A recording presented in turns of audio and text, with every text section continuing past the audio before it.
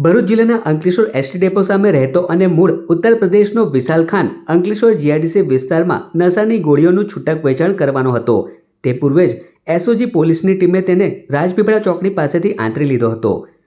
Bharuch special operation ગ્રુપના સુરેશ વણઝારાને મળેલી બાતમીના આધારે પીઆઈ એવી પાણમિયા કેએલ પટનીએ ટીમ સાથે વોચ ગોઠવી હતી।